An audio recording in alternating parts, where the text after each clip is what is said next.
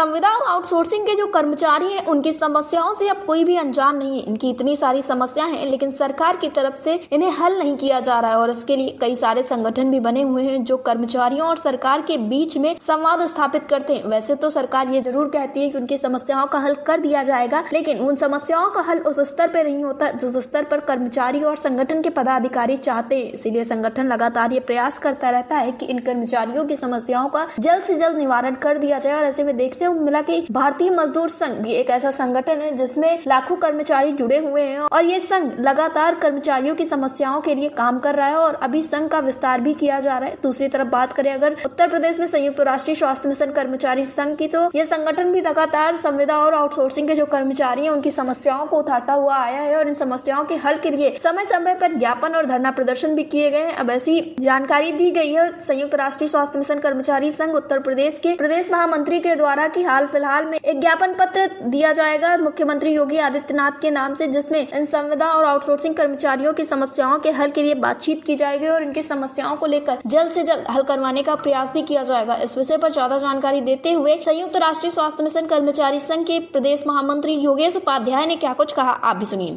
योगेश जी, आपका हमारे चैनल अटल टीवी पे बहुत बहुत स्वागत है। जी धन्यवाद। योगेश जी, जैसा कि आपके द्वारा ये अवगत कराया गया था कि 15 दिसंबर से आप लोगों का एक संपर्क अभियान शुरू होना था, तो ये अभियान किस तरह से रहा है और इसी के साथ आपके द्वारा भी बताया गया था कि अब संगठन के विस्तार की भी बात की जा रही, तो ये सारी तैयारियां किस तरह से चल रही हैं?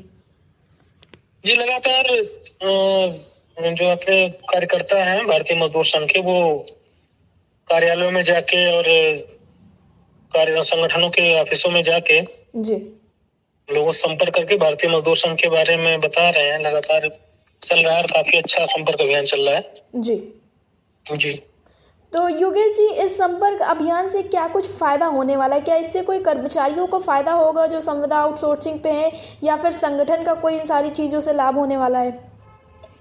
इससे बेसिकली सारे जो ऐसे कर्मचारी हैं, प्रयास है कि जो भारतीय मजदूर संघ को नहीं जानते हैं जी वो उससे परिचित होंगे और जब संगठन को एक संख्या बल मिलेगा तो जाहिर सी बात है समस्याओं के समाधान के लिए भी आसानी होगी। जी योगेश जी, इसी के साथ अगर बात करें हम संविदा कर्मचारियों की, तो समस्याएं तो हल होती हुई नजर आई हैं, लेकिन उस स्तर पर समस्याएं नहीं हल हुई हैं जिस हिसाब से सभी कर्मचारी चाह रहे हैं। तो संविदा कर्मचारियों की और आउटसोर्सिंग कर्मचारियों की समस्याओं के हल के लिए आप लोगों ने क्या कुछ प्रयास किया है या फिर क्या रणनीति बना रहे हैं? जी बिल्कुल सही बात है। जिस तरीके से हम लोग प्रयास किए थे वो चीजें निकल के आ नहीं पा रही समाधान। जी लेकिन अगर आप एनएचएम को लेके देखें तो जनवरी में भी हम लोग एक ज्ञापन अभियान चलाएंगे और अन्य स्तर पर भारतीय मजदूर संघ समय समय पर रैलियां निकालता रहा है। आगे अगर आवश्यकता पड़े तो रैली और कार्यक्रम की घोषणाएं करके सरकार तक उन समस्याओं की बात रखेगा। लेकिन अभी जो वर्तमान जुलाई तक का समय है उसमें जो 70 वर्ष का योजना है भारतीय मजदूर संघ का, उस पर कार्य कर रहा है। जी, जैसा कि आपने बताया एनएचएम की तरफ से ज्ञापन पत्र सौंपे जाएंगे, तो ये किस संबंध में रहेंगे और किसको सौंपा जाएगा? ये जिला स्तर से ज्ञापन दिया जाएगा सारे जिलों में और एनएचएम के विषय पे ज्ञापन दिए जाएंगे जी सारे जिलों में, जो माननीय मुख्यमंत्री जी को संबोधित रहेगा। जी योगेश जी, अटल टीवी से जुड़ने के लिए धन्यवाद। जी धन्यवाद।